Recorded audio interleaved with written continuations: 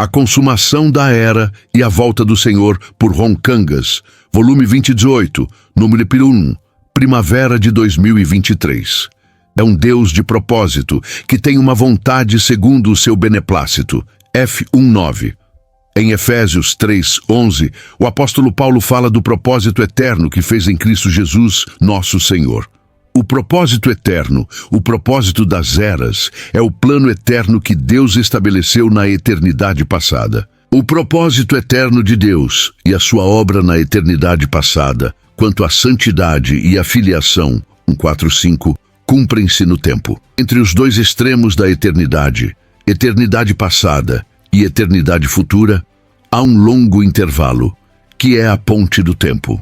O propósito de Deus na eternidade passada e para a eternidade futura tem sido e está a ser cumprido na terra, no tempo.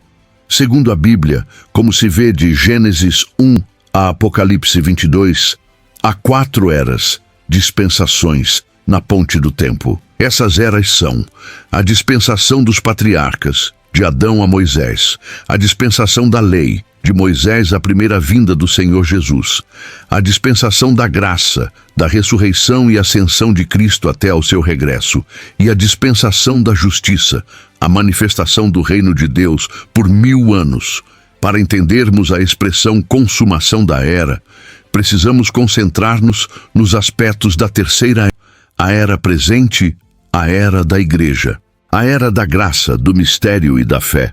Precisamos estudar e conhecer a Bíblia não só segundo os seus princípios espirituais, mas também segundo as várias dispensações. Muitos teólogos reformados rejeitam qualquer ensino sobre eras ou dispensações e afirmam que o Antigo e o Novo Testamento são o mesmo, insistindo em que não há diferença entre a lei e a era da graça.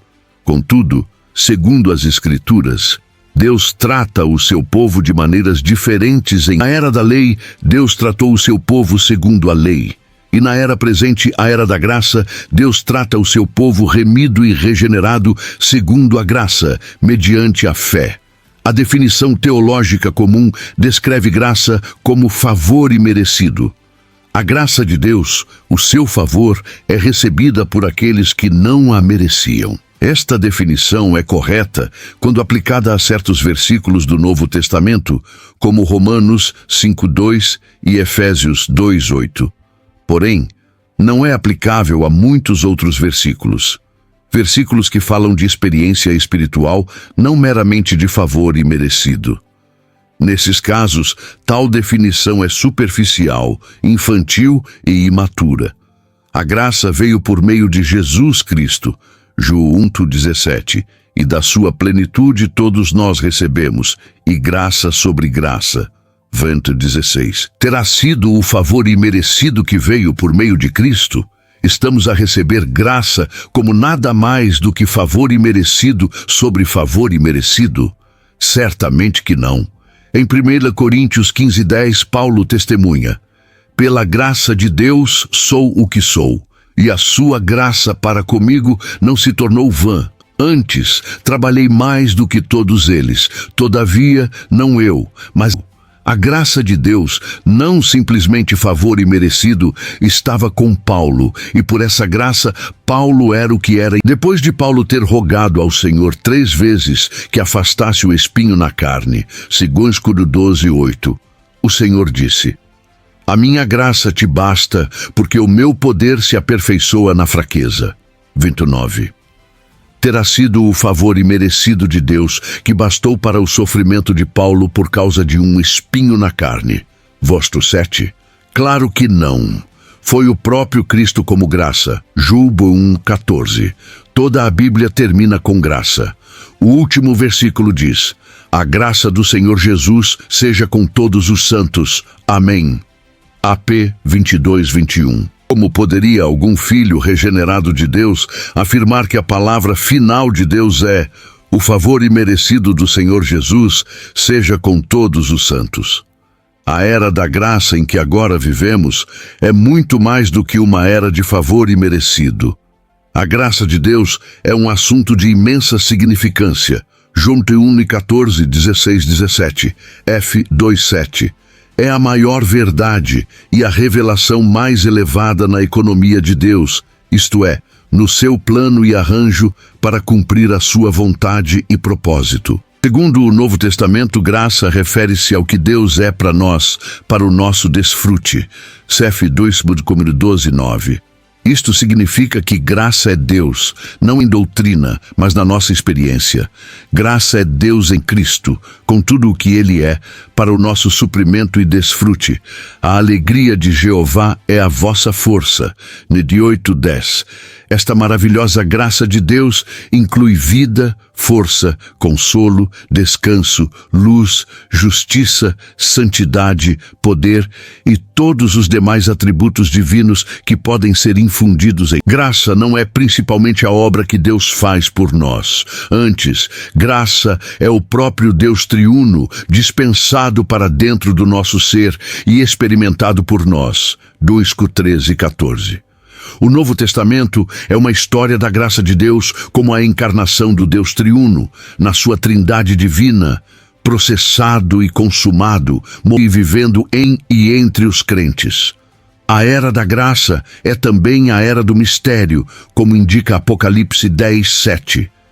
Segundo Efésios 3:4, a igreja tem um título particular: o mistério de Cristo. Na economia de Deus, conforme revelado no Novo Testamento, há principalmente dois mistérios. O primeiro, revelado em Colossenses, é Cristo como o mistério de Deus. Deus encarnado, definido, explicado, expresso e tornado visível. Bis 2. O segundo, revelado em Efésios, especialmente no capítulo 3, é a igreja como o mistério de Cristo. Vento 4. Embora Cristo seja misterioso, a igreja é a manifestação de Cristo. 1:2-23. A igreja, como corpo de Cristo, é a expressão de Cristo. 4:15-16. Quando vemos a igreja, vemos Cristo. Quando a igreja, entramos em Cristo. Quando contactamos a igreja, contactamos Cristo. A igreja é uma unidade corporativa produzida a partir de Cristo, que é o mistério de Deus. Kilmer 2:2, F 3:4-5:32. O Cristo todo inclusivo é o mistério do Deus misterioso, e tal Cristo, como o mistério de Deus, produz uma unidade, que é a igreja. Mistério gera mistério. Cristo, o mistério de Deus, dá origem à igreja, o mistério de Cristo. A era presente, a era da graça, a era da igreja, é a era do mistério. F 5:32. Apocalipse 10:7 diz: o mistério de Deus se consumou. Consumar o mistério de Deus é encerrar a era do mistério. Capítulo 2, F 5:32. Nas dispensações de Adão e de Moisés a Cristo, tudo estava desvelado e não havia mistério. O mesmo será na dispensação do reino milenar e nos novos céus e nova terra. Tudo estará desvelado e não haverá mais mistério. A dispensação desde a encarnação de Cristo até ao reino milenar, da igreja, a era da graça, tudo é mistério. 1 Têmenos 3:9-16. A encarnação de Cristo, como início da era do mistério, é um mistério. Pela encarnação de Cristo, o Deus infinito foi trazido para dentro do homem finito. Cristo é o mistério de Deus. Cas 2:2. Deus é um mistério, e Cristo, como a corporificação de Deus para o expressar, é o mistério de Deus. Como o mistério de Deus, Cristo é a corporificação de Deus. Toda a plenitude da divindade habita corporalmente em Cristo. Verso 9. A igreja é o mistério de Cristo. F 3:4-6. Cristo é um mistério, e a igreja, como corpo de Cristo para o expressar, é o mistério de Cristo. Cristo e a igreja como um só Espírito são o grande mistério. 5:32, 1 Coríntios 6:17. Durante a era da igreja, a era do mistério, Cristo está a edificar a igreja, o seu corpo, para ser a sua noiva. Timóteo 16:18. RMC 12:4-5. 1 Coríntios 12:27. F 4:16. Clepto 1:18. AP 19:7. Reino dos céus, o Evangelho, o habitar de Cristo em nós e a vindoura ressurreição e transfiguração dos santos são todos mistérios que estavam ocultos desde tempos eternos, Mateus 13:11, F 6:19, Cleum 26:27, 1 Beruco 15:53. Todos os mistérios serão completados e concluídos à voz da trombeta do sétimo anjo. Ap 10:7. A nossa vida diária como cristãos, a era do mistério torna-se de facto a era da fé. Os mistérios de Deus conhecem-se pela fé. Por essa razão, a era do mistério é também a era da fé. Gabe 11:1, 6, AP 10:7. A fé é uma capacidade de substanciar, pela qual substanciamos. Damos substância às coisas que não se veem, que se esperam. Essa fé dá-nos certeza das coisas que não se veem, convencendo-nos do que não vemos. Por conseguinte, é a evidência, a prova do que não se vê. H.B. 11:1. Para as coisas invisíveis. M 8:24-25, Gabe 11:27, INOP 1:8, GL 6:10. A fé é o único caminho para Deus realizar a sua economia do Novo Testamento com o homem. Gabe 11:6. O único para as pessoas contactarem Deus na sua economia neotestamentária. Ababe 11:1, 6, MENTM 1:4. O requisito de Deus para nós, relacionado com tudo no Novo Testamento, é a fé. RIM 1:16-17, GL 2:20, F 3:17, MAC 11:22, LC 18:8. Fé, REMTU 3:26. Pela fé em Cristo Jesus, somos introduzidos numa união orgânica com Cristo. Nessa união orgânica experimentamos Cristo e vivemos Cristo. Goethe 2:16, 20, Jó 14:17, F 4:1. Para que os vencedores encontrem Cristo no seu regresso triunfante e recebam a recompensa do reino. LEC 18:8 do TM 478, Gab 10:35, 39. 49, 24:3, 28:20, indicando claramente que é um assunto crucial neste livro do Novo Testamento. A palavra consumação implica um processo que será levado a termo e a cumprimento. A consumação da era e o fim da era referem-se ao mesmo. 20. Aqui, a consumação da era indica o fim desta era presente, a era da igreja. A consumação da era não é o fim do mundo, mas a conclusão da era da igreja, a era da graça. Esta era está muito perto de se completar. A consumação, tal como registrado e revelado em Mateus, centra-se no reino, em Cristo e na igreja. O Reino Mateus é um livro sobre o reino, com Cristo como o Rei, o Messias. Tudo o que está escrito neste livro se relaciona com o reino.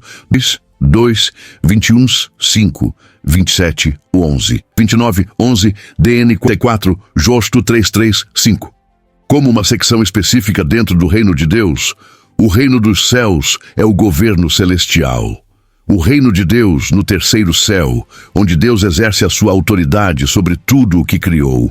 Mite 3:2. O Senhor Jesus veio trazer o governo celestial à terra, para que a terra fosse recuperada para o direito de Deus e para que a vontade de Deus se fizesse na terra como no céu. 4:17, 5:3, 43. A realidade do reino dos céus é o conteúdo interior do reino, na sua natureza celestial e espiritual. Capsimin 5:7. A realidade do reino dos céus é um exercício para os crentes que buscam. 5:3, 20, 7, 13, 14, 21. Apenas os vencedores estão na realidade do reino. AP 2:7. MT 13. A aparência do reino dos céus é a cristandade de hoje, que inclui todos os falsos cristãos. Vida 27, 38, 39. O que constitui a aparência do reino dos céus será lançado no lago de fogo. VV 30, 42. A manifestação do reino dos céus é a vinda prática do reino em poder. Capsit 24, 25. Reino dos céus, 7, 21. Ao voltar, o Senhor tratará primeiro com a aparência do reino e depois transferirá a realidade do reino para a era seguinte, para se tornar a manifestação do reino. 13:43. A manifestação do reino dos céus, composta pelos santos vencedores, será de fato a nova Jerusalém durante o milênio.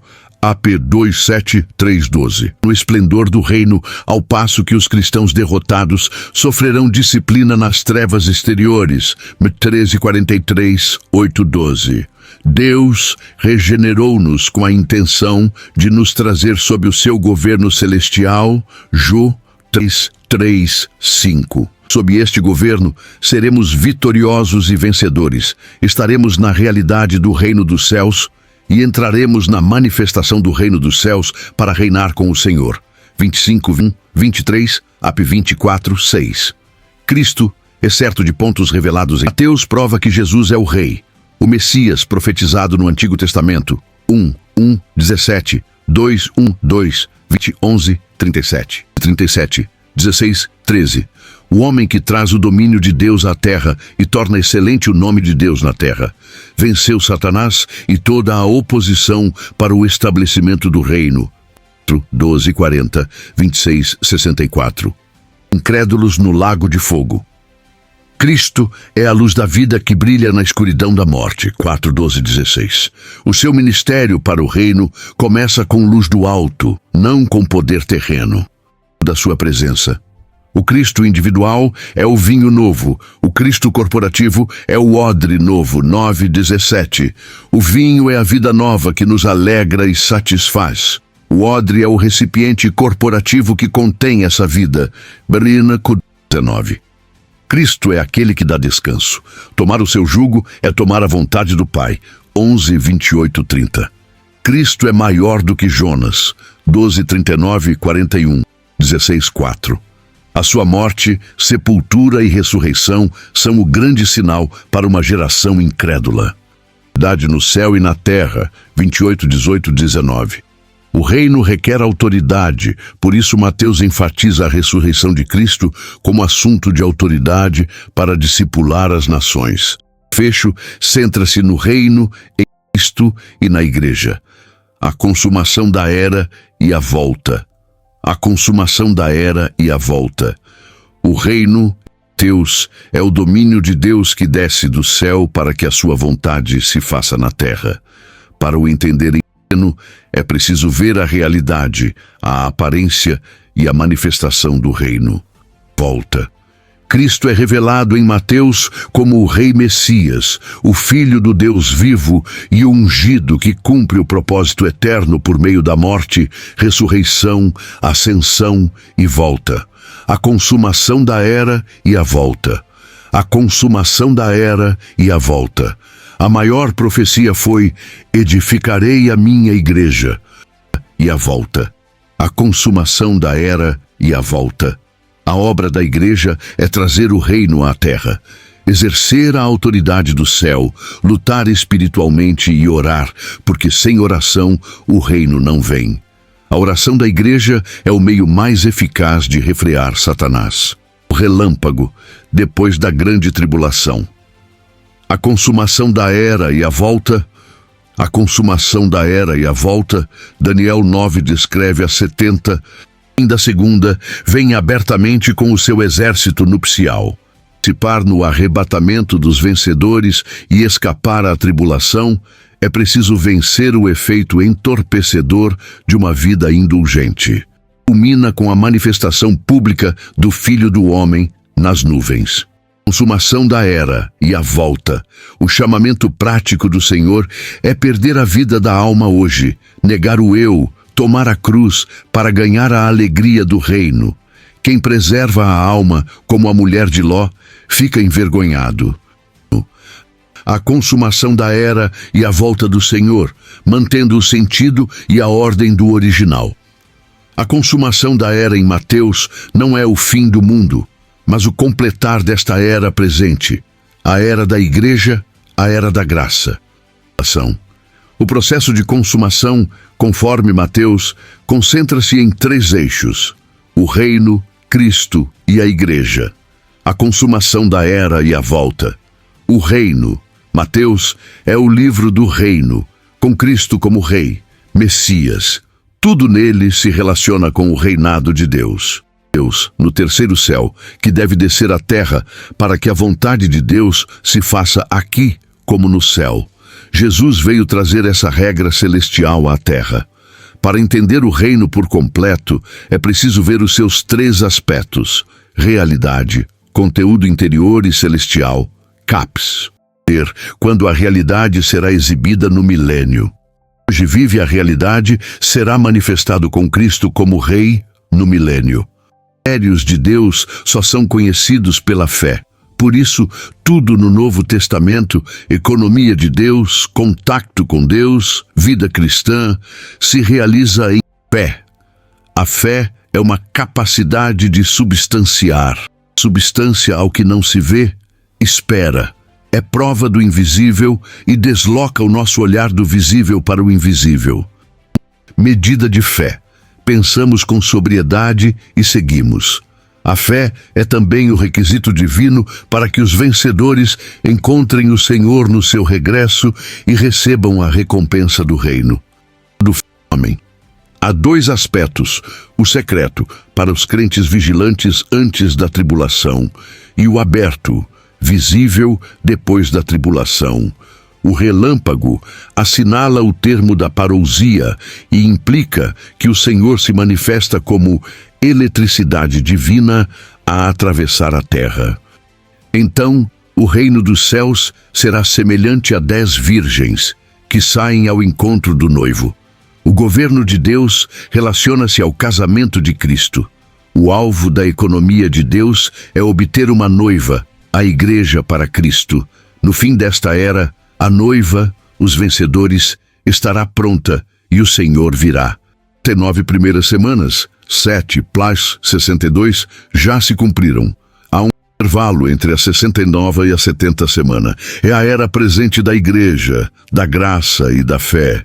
Durante esse intervalo, Cristo cumpre a sua grande profecia: edificarei a minha igreja, e a noiva prepara-se.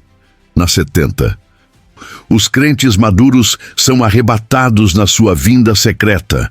3 anos e meio depois, os restantes são arrebatados na sua vinda aberta. Em segredo, roubar os seus tesouros. Sejamos preciosos e prontos para ser furtados. Venho sem demora. Guarda o que tens, para que ninguém tome a tua coroa. A igreja na restauração vive sob a impressão viva da sua vinda. Viver hoje sob o governo celestial, buscar a realidade do reino, manter vigilância e prontidão, amar a vinda do Senhor, exercer fé que substancia o invisível e cooperar com a economia de Deus rumo ao desfecho. Uma noiva preparada para o Rei.